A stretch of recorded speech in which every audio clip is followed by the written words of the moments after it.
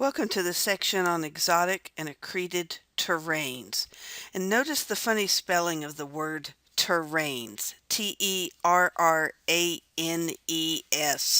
Hopefully you've seen this word already in some of your reading, but this is a very unique sense of the word terrain. It's a geological term as opposed to the geographical word that we're used to. So you usually hear the word terrain as being it's like a rugged terrain or something meaning the landscape. But that's spelled differently. That's Terrain. So when you see it spelled this way, you always know that this is the geological context. And so a terrain is this isolated area or region that has a really consistent internal geology, but that's completely different from those of the rocks around it. So the idea is that it formed somewhere else, some distance from its current location, and then got added or accreted to the continent as you see it today. So the word accreted just means added. So these are terrains that have been added to the continent. The word exotic in this context means pretty much just what you think of. It's exotic, foreign from some other location. So these are chunks of rock from some other location that got added or accreted to the continent. In this section, we're learning about what the Earth was like during the Triassic and Jurassic, the early part of the Mesozoic. And in the area that's now the Pacific Northwest, probably looked a lot like what the South Pacific looks like today. This image taken from Google Earth is showing the modern world there in the South Pacific. You can just sort of barely see the tip of Australia down at the very bottom of the picture, Asia up near the top, and then the islands of the South Pacific here, including some from the Philippines, Indonesia, uh, and including Guam and the Marianas Trench over here. And as you look at this, you can see it's a really complex looking area. Lots of islands, which are mostly island arcs, and things like this. So in today's world, where the South Pacific looks like this, what I've done in this diagram is I've added the red lines along the trenches. This spot in the trench at the Marianas is actually the deepest place in the world's oceans. It's about 36,000 feet deep in that trench. I always find this amazing because if you think about it, Mount Everest is just under 30,000 feet high above sea level. So that means that this spot in the trench is actually deep enough to put Mount Everest into the trench and still have over a mile of water left on top of it. So the red lines represent the trenches, and there are quite a few of them.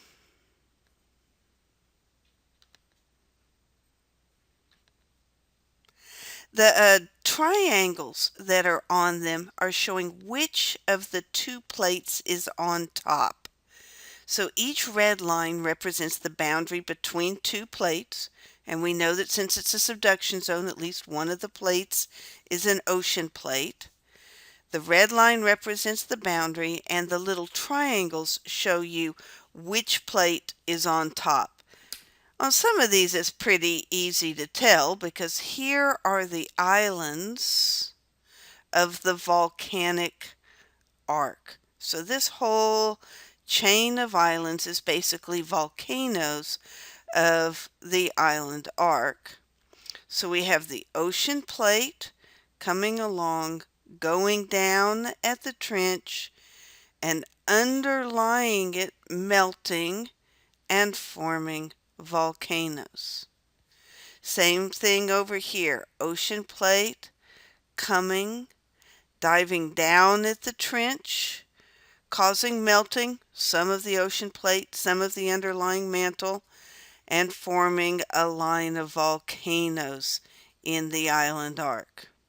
Same thing here. Ocean plate going down at the trench, getting some melting, overlying islands of the volcanic arc. This area, I didn't even try drawing in everything because there's a bunch of small arcs going every which way. It was really too complicated to even try. So now what I want you to do is to try to picture what the western part of North America would have looked like during the Triassic and Jurassic. So use this sort of as your template for the mess of island plates that were off of the west coast. And here you can actually see somebody else's representation. So this is Pangea. It's just starting to break apart. See the Tethys Sea breaking apart in here. We have Laurasia up here. Gondwana or Gondwana land. You'll see both terms used down here. And then look out here off the west coast. Look at this whole mess of islands and things out here. This is the part we're concentrating on. So look and see how messy it looks, how complicated. And it was probably even messier than this, but they're just sort of trying to represent the fact that there was a series of islands and island arcs out here. So remember, one thing to remember is that the edge of the North American plate was actually pretty near the Idaho border at this time in the Triassic and the Jurassic. So here we actually, this line does not represent a plate boundary. North America and the adjacent oceanic rocks were actually moving together like one single plate.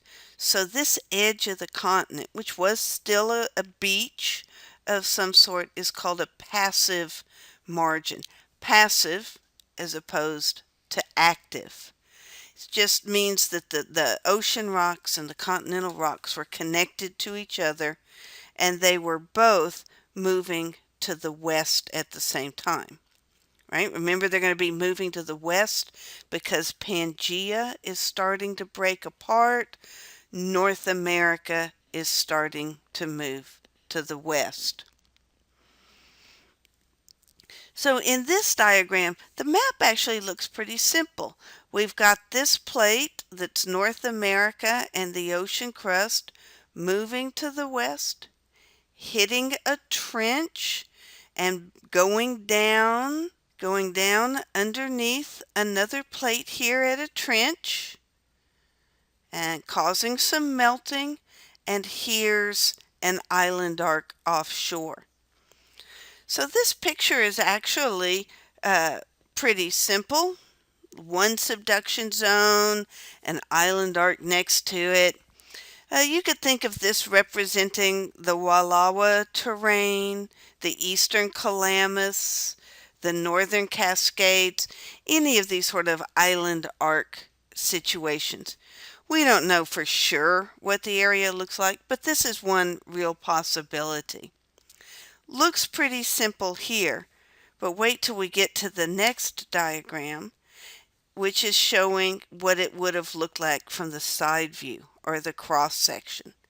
So here's the cross section. There's North America. See how it's got the ocean plate attached? These two moving together. It's a passive margin, right? They're moving together. So this whole chunk of thick, lightweight continent attached to thin, heavy ocean, moving to the west, subducting beneath another plate, forming an island arc. But then what we're going to see is as these move to the west, eventually the continent and the island arc bump into each other. When they bump into each other, the island arc gets accreted to the continent, gets added onto the continent. You can see then that the ocean plate, the part that had been connected to the continent, breaks off and sort of just disappears. And then over time, you get down to this third picture where, because the continents kept moving to the west, something had to give way. And what happened? You see, it broke off here. This ocean plate breaks off, starts sliding down the underneath the island arc, and new volcanoes start to form. So in your textbook, particularly in the field guide, it talks about the direction of subduction probably changed. Really talks about this mostly when it's talking about the Blue Mountains and the difference between the Baker terrain, the Olds Ferry terrain, the Wallowa terrain, all of this going on. They keep saying, oh, the arc changed direction or the subduction changed direction. This is the kind of situation that it's talking about. And down here in this bottom diagram, this little wispy thing down here is supposed to be the last little unmelted residue of this slab which broke off of the continent. So you can see it here connected. Here, after accretion, it broke off, but still sort of substantial. But eventually it ends up down here just fading away. But the final picture then is North America, you can see, has gotten bigger because it has added this extra rock here. This is the accreted terrain. Its geology is very different from the rocks right next to it because they formed in two very different places. Another possible interpretation of the accreted terrains. Now this map looks a lot more complicated. You can see there's two subduction zones in this picture. And also, if you look at it, you can see that in this case, what we have is the ocean plate going underneath subduction zones. So the subduction zones are dipping down to the east. Still have North America moving to the west, but in this example, it's not attached to the ocean plate. It's overriding and subducting the ocean plate. In the cross section, starts to look a little bit more complicated, I think, than the previous one. Got the continental plate overriding the ocean plate, and here's the first set of volcanoes here on the continent. The red line on the map would have been here at the actual trench or the boundary here. And then you go out to sea a little bit and you can see the volcanic island arc and the second subduction zone. Let me go back to that map again so that you have that for context.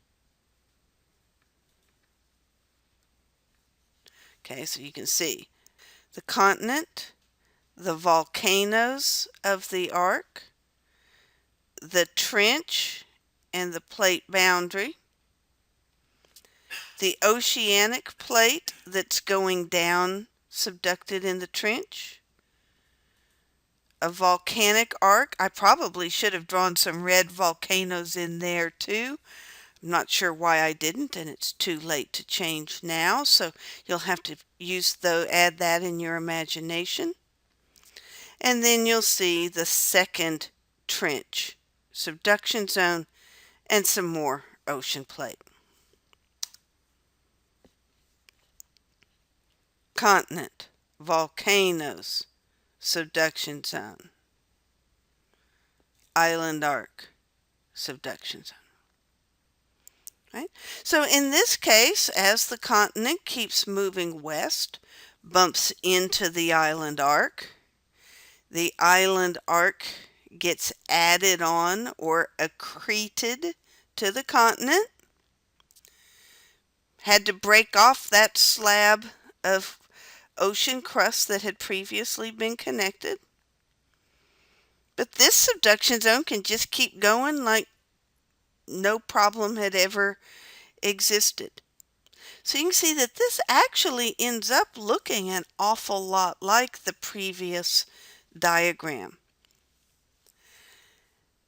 It's easy for us to tell what's going on in the modern world, but when we start looking back into the Triassic and Jurassic, it can be awfully difficult to tell these two options apart. And we're still trying to figure this out about some of the aspects of some of these terranes that we're seeing here in the Pacific Northwest. So these examples that I've been talking about are examples of um, island arcs being accreted, much as what we see in the Blue Mountains. But another type of accreted terrain is ophiolite. And with ophiolite, like the example that we have in this section is the Josephine ophiolite that's found in the western Klamath Mountains or down in the Siskiyous right along the California-Oregon border. And in this process, is a weird kind of subduction, which is actually called abduction. And with abduction, we have a lot of possible geometries too. But in abduction, a piece of the ocean crust gets pushed up onto and added to a continent. So in this case, the chunk that gets accreted, the terrain that gets accreted, is not an island arc, but just a chunk of the seafloor itself. So in this example, I'm basically showing just sort of a regular subduction zone, and for some reason, the downgoing plate sort of gets sticky, and or it sticks here, and it causes it to break off, and these little white lines are supposed to represent the breaks. It breaks off. This slab keeps going down and disappears. And then this slab just forms a new subduction zone over here. And this other slab of ocean rock gets added onto or accreted on to the continent. So the continent has gotten wider, but the addition in this case is basically these oceanic rocks, this ophiolite sequence. Yeah, it does often get mixed up with some mud and some bits and pieces nearby, but the really unique thing is the oceanic sequence. Now, so keep this picture in mind because there's another option, and I didn't draw this picture. I took this one from a website talking about the origin of Costa Rica. But this just shows you somebody else's mental picture, right? So there's the volcanic island arc, a subduction zone, downgoing plate, melting, volcano. But in this case, what they're doing is they're showing sort of this sticking at the subduction zone and a piece of the downgoing plate getting pushed up at this opposite angle. Yeah, sometimes it's this way, sometimes it's the other. Um, who knows? It could go either way, but the net result is that you end up with this slab of ocean that's been added to the continent. And when I say slab of ocean, I'm not talking about the water, I'm talking about the rocks, the oceanic crust that's been added to the continent. And this is pretty cool because I've mentioned before that Continental plates are fairly permanent, that once a rock gets onto a continent, it can last for billions of years, whereas oceanic plates are constantly being recycled. They're created at divergent boundaries in the middle of the ocean, get pushed off to the side, and subducted off at the edge of the ocean. So this constant recycling of the oceanic plates created at the mid-ocean ridge, destroyed at the subduction zone, that cycle seldom lasts even 200 million years. So if you go out into the ocean and look at rocks, the oldest rocks you'll find are less than 200 million years old. Whereas on continents, we have them that are a couple of billion, several billion years old, nearly 4 billion actually. So the only place where we see oceanic rocks that are older than 200 million years is these slivers, these ophiolite sequences, where pieces of the oceanic rocks have been abducted up onto the continental, on the edge, accreted to the edge of a continent. Makes them pretty cool to look at. So this abduction is making the continents get bigger along their edges, but also preserving these chunks of the ocean crust so that we can actually see it while walking around up on land.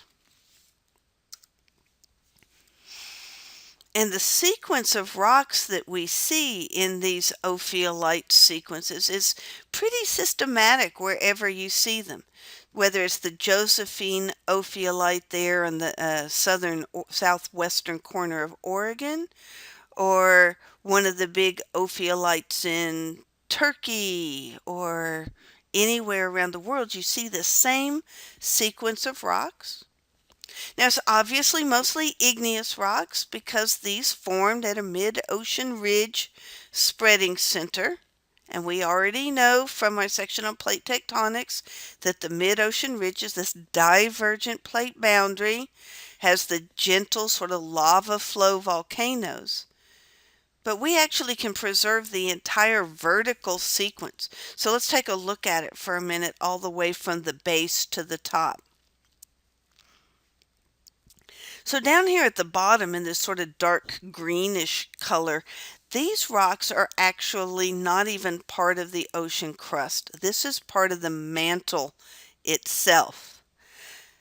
So I guess it was module number 1, I was talking about how the mantle has a pretty common composition everywhere on the planet with some small variations, but it's almost always ultramafic rocks, usually called peridotite.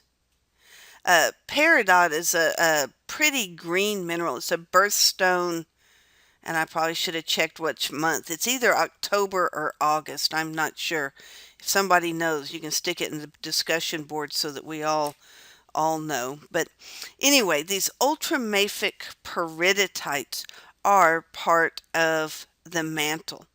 So this ultramafic means low in silicon and very high in iron and magnesium. And these rocks are pretty distinctive because when they get metamorphosed, which they often do during accretion, right? Think about metamorphism, high temperature and pressure. Well, if you got a continent smashing into a giant island arc system, that's going to be pretty high pressure. You've got volcanoes adding to the heat. So it's very common for these rocks to get metamorphosed. And the rock that they form is called serpentine, or sometimes you'll hear it referred to as serpentinite. It's a really distinctive bright green rock. It's actually the state rock of California. If you ever go down to California, you see quite a bit of it in the foothills of the Sierra. Okay. So this bottom layer is actually the mantle ultramafic peridotite. Above that, you see the rocks that are the base of the crust. It's called a gabbro. Remember, Pluton is just tells us it's an intrusive igneous rock. So it's an intrusive igneous rock made of gabbro. Those in the know that gabbro means that it's pretty low in silicon, high in iron and magnesium. It's really a very dark rock. So it's a dark rock, lots of iron, but it's an intrusive igneous rock. These little specks are supposed to represent the big visible crystals in that intrusive rock. So the magma just cooled. This was sort of the magma chamber underneath the volcanoes. So just this big wad of liquid magma that eventually cooled and solidified. But this magma chamber here was just feeding the volcanoes that were occurring at the surface. And it was feeding it through these pipes or dikes that feed up from the chamber of liquid. The magma, the liquid, would ooze up along some crack in the overlying rocks and come out and feed the lavas on the surface. So each of these sort of vertical lines is supposed to represent a different period when hot magma from down below forced its way up along a crack to feed another lava flow. And some of the magma made it out onto the surface in form of lava. Some of it cooled off along the cracks. So this area it really has this very distinctive sort of striped appearance is called the sheeted dike complex. Sheets because they cooled off along the cracks or formed sheets of this cooled magma, this intrusive rock. And dike is actually just the general word we use for igneous rocks that cool off in cracks or in this sort of sheeted shape. So the sheeted dike complex is really sort of the plumbing system that connects the big pool or chamber of magma down below with the lava flows that came out on the surface. And the lava flows on the surface have this really unique texture of the pillow basalts. I described that, I think, pretty well in the written text and included a video of how they're forming. I don't feel the need to explain that anymore. Look it up there in the rest of the online materials here. And then on top of it, and I don't have it shown here, but very often on top of this, after the volcanism stops, the rock moves, gets pushed away from the mid-ocean ridge, it gets covered in this layer of ooze. And yes, ooze is the technical term for this sort of real fine-grained mud that just sort of filters down from the water column out in the deepest part of the ocean. And most of it is just dead one-celled organisms called radiolarians. So this ooze ends up sort of solidifying into this hard rock called chert. And it's really just made up of the skeleton of these one-celled plankton type radiolarians. So this sequence of rocks that you see here, this is just the classic ophiolite sequence. Now, not everywhere that ophiolites are preserved do you see all the layers, but you'll see some or all of these layers in all of the ophiolite sequences that you observe. And again, the example we have from the Triassic and Jurassic is the Josephine ophiolite of the California-Oregon border. Now there's one other term that I sort of wanted to talk about, and that is the term melange. Right? So melange means mixture. And I actually noticed this term the other day in the produce section of the grocery store. There was the salad mixes that come in the plastic bag, and one of them that was a mixture of different kinds of greens, where it had it written in different languages, where it had it written in French, it called it a salad melange or mixture. So the place where we see melange added as an accreted terrane is in the Baker terrane in the Blue Mountains. You also see this if you ever go down to San Francisco. San Francisco is basically made up of melange. It's not in the Pacific Northwest. I'm probably not supposed to mention it, but many of you have been there, so why not throw it in? So melange is just this really jumbled up mixture of rocks that form right at the trench, right at the boundary. So in all of these diagrams that I've drawn of subduction zones, you'll notice that on the leading edge of the upper plate, I've usually got some little lines showing folding in the rocks and maybe some darker lines showing faulting where the rocks have been broken. You can imagine that right here where these two plates are pushing together, that there's a lot of mess going on. And what's actually happening is that the sedimentary rocks, the mud and stuff on the surface, is getting scraped off and added to the continent. You might get a chunk of the ocean crust broken off and abducted and mixed in with the mud. You usually have some volcanic ash coming in from the volcanic arc and getting mixed in with the mud. You often will have sedimentary rocks being brought in by rivers off of the continent. So here in this leading edge of the overlying plate, we get melange. Now, usually we think about it attached to a continental plate, but there's nothing to say that you can't get melange forming at an island arc as well. So now one of the characteristics of melange is that since it is just this jumbled up mix, you don't get the nice layers that we see elsewhere. It's like you drive up along the gorge and you see those real continuous layers of lava flow of basalt. You don't see that in melange. In a melange, you have a little bit of this and a little bit of that all tumbled together, and it's usually just got mud in between it. So the landscape that you get with the melange is usually a real bumpy, jagged, irregular, unpredictable sort of landscape because you've got these hard rocks, chunks of the ophiolite sequence or chunks of volcanic rock surrounded by really soft, gooey mud. And so the hard rocks stick up and make mountains.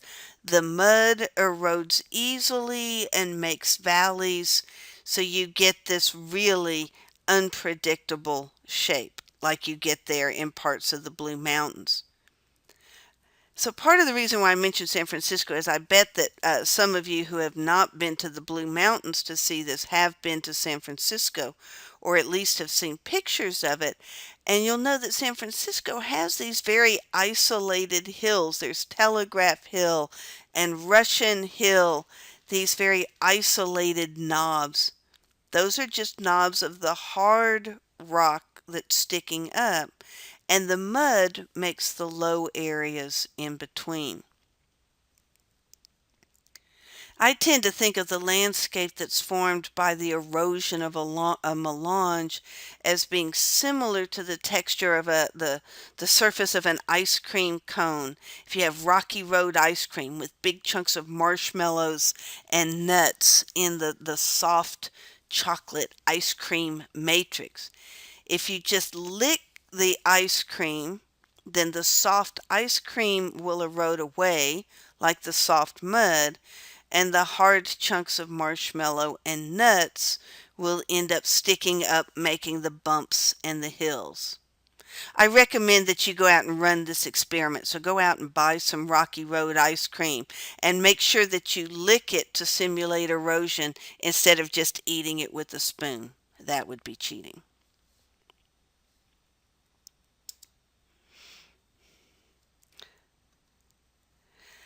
So I just want to finish up by saying that we're talking about these accreted terranes, these bits and pieces that have been added to the continent that formed somewhere else out in the ocean and then got added to the continent.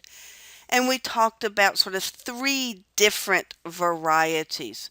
The island arcs, which can get added, ophiolites, which can get abducted and added, and then these bits of melange that form right at the trench in the subduction zone that can get added. All right, well, go on and read the rest of the material online in your textbook, and I hope that this part helped you somewhat.